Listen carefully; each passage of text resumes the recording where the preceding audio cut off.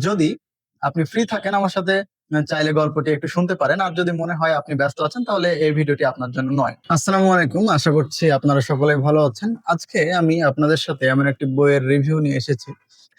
Basically আমি বই তেমন একটা পড়ার সময় পাই না। তবে আজকে যেহেতু শুক্রবার, হঠাৎ করে মনে হলো যে শুক্রবার সারাদিন ফাঁকা আছে, তো একটি বই পড়ি। আমি একটি বই পড়লাম ড্যানিয়েল গোলম্যান। এই যে এই বইটির নাম হচ্ছে ইমোশনাল ইন্টেলিজেন্স। তো আমি প্রথমে একটি গল্প পড়েছি। সেই গল্পের টাইটেলটা এমন ভাবে দেওয়া আছে, অ্যারিস্টটল চ্যালেঞ্জ। ঠিক আছে?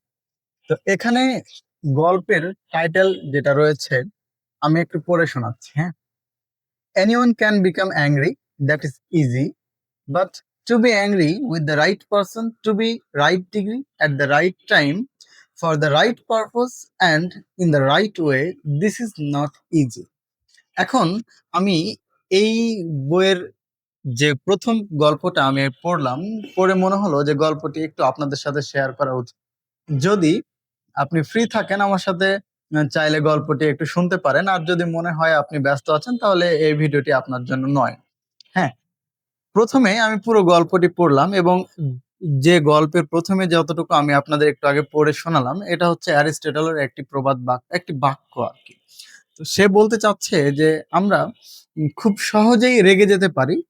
যেকোনো সময় যেকোনো কাজে রেগে যেতে পারি। কিন্তু সঠিক জায়গায়, সঠিক সময়ে এবং সঠিক কারণে কিন্তু আমরা রাগটা দেখাতে পারি না। দেখবেন যে আমরা রাস্তাঘাটে যাতায়াত করছি, ছোটখাটো খুব ছোট কারণে উম রাজশাহীতে বিশেষ করে রিক্শাওয়ালাদের সাথে বা এখন বর্তমানে মানুষের যে ধৈর্যটা এত কম হয়ে গেছে, আমি হেঁটে যাচ্ছি, অপোজিট সাইড থেকে একটি মানুষ এসে কোনো কারণে যাতায়াতের সময় ধাক্কা লেগে গেছে। একদম সেই রকমের রিঅ্যাক্ট করে ফেললো এবং গালাগালি করে ফেললো।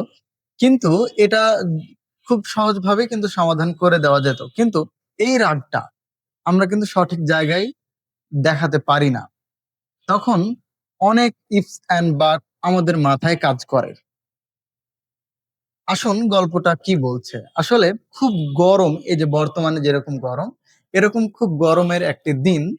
এটা গরমের একটি দিন এবং এটি একটি শহরের কথা বলছে। যেখানে শহরটি হচ্ছে নিউ ইয়র্ক সিটিতে, হ্যাঁ? নিউ ইয়র্ক সিটিতে এবং ওই সময়টা খুবই গরম। একদম মানুষ ঘর্মাক্ত অবস্থায় রয়েছে। তো আ এইটা বেসিক্যালি একটি বাস চালকের ঘটনা। উম নিউ ইয়র্ক সিটিতে একটি বাস চলছে এবং সেই বাসে অফিস থেকে মানে বিকালের শেষ সময়টায় অফিস থেকে বিভিন্ন মানুষ, বিভিন্ন শ্রেণী পেশার মানুষ সেই বাসে উঠছে খুব অ্যাংরি মেজাজে।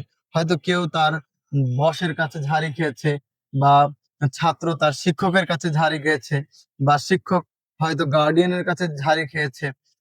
সবাই খুবই একদম তার উপরে ওয়েদারটা খুব গরম এবং এই গরমের মধ্যে সবাই খুব অ্যাংরি একটা অবস্থায় রয়েছে।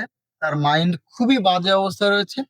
এই সময় বাসে উঠছে, যখন বাসে উঠলো, কারণ তারা উম সবাই নিজ, নিজ বাসায় যাবে। তো বাসায় যাওয়ার জন্য নিউ ইয়র্ক সিটিতে বাসে উঠেছে।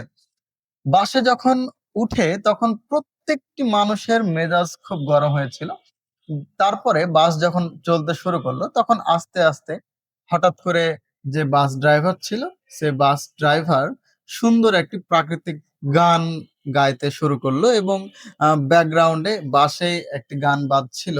সাথে, সাথে ড্রাইভারও গানটি গাচ্ছিল। এটা বোঝাতে চাচ্ছে। যখন মানুষজন গান শুনলো এবং চারিদিকের পরিবেশটা, বাস চলছে, একটা গান গাচ্ছে। এই ধরেন, "এই পথ যদি না শেষ হয়" এরকম একটি সুন্দর গান যদি গাইতে থাকে বাস ড্রাইভার, বোঝাচ্ছে, গানটির কথা বলা নাই। আমি জাস্ট এটা আপনাদেরকে বোঝানোর জন্য বললাম। তো বাস ড্রাইভার এরকম একটি গান গাচ্ছে এবং বাসটি চলমান অবস্থায় রয়েছে। এভাবে যাইতে, যাইতে যাত্রী যারা রয়েছিল তারা গানও শুনছে আবার চারিদিকের ভিউটা দেখতে, দেখতে যাচ্ছে। তখন তাদের যে মাইন্ডটা একটু ফ্রেশ হয়েছে। তারপরেই যখন আম একজন, একজন করে যাত্রী নামছিল তখন ড্রাইভার খুব সুন্দর একটি হাসি দিয়ে আবার আসবেন। মানে খুব সুন্দর একটি হাসি দিয়ে আবার আসবেন যখন বলেছে, তখন ওই যে যাত্রী যখন নামছিল এবং ড্রাইভারের যে হাসিটা, মিষ্টি হাসিটা যাত্রীটির মন ভালো করে দিয়েছে। তো যেটা বোঝাতে চাচ্ছে গল্পের মাঝে যে যখন মানুষ অ্যাংরি রিঅ্যাক্ট এ থাকবে, মানে ২ জন মানুষের মধ্যে যদি একজন অ্যাংরি অবস্থায় থাকে, আরেকজন মানুষও যদি রেগে না গিয়ে তাকে একটু বোঝানোর ট্রাই করে বা ভিন্ন একটা অ্যাঙ্গেলে তার রাগ কমানোর ট্রাই করে বা যদি তাকে একটু খুশি করার চেষ্টা করে, তাহলে কিন্তু সাধারণত যে ঝামেলাগুলো হয় বা একজনের সাথে আরেকজনের যে ঝামেলাগুলো হয়, মনের সাথে মনের একটা মন ধরাধরি হয়ে থাকে, এই জিনিসগুলো কিন্তু হয় না। ঠিক আছে? তো আজকের যে গল্পটি আমি পড়লাম, ১ম যে গল্পটি, এই গল্পের মেইন জিনিসটা হচ্ছে পজিটিভিটি। আমরা যেকোনো জায়গায় অযথা রাগ না করে, যে জায়গায় প্রয়োজন, কোনো একটা কারণে প্রয়োজন, কোনো একটা সময়ে প্রয়োজন, ওই সময়টাতে রাগ করার চেষ্টা করব। রাগ প্রয়োজন অবশ্যই, তবে সঠিক জায়গায়, সঠিক সময়ে এবং সঠিক কারণে। কিন্তু আমরা সেটা না করে যেকোনো জায়গায়, যেকোনো সময়, যেকোনো কারণে রাগ দেখিয়ে বসে থাকি। আশা করছি বুঝতে পেরেছেন। নেক্সট আমি যে গল্পটি পড়ব অবশ্যই সে গল্পের ভিডিও দিব ইনশাআল্লাহ এবং রিভিউ দিব। আসসালামু আলাইকুম।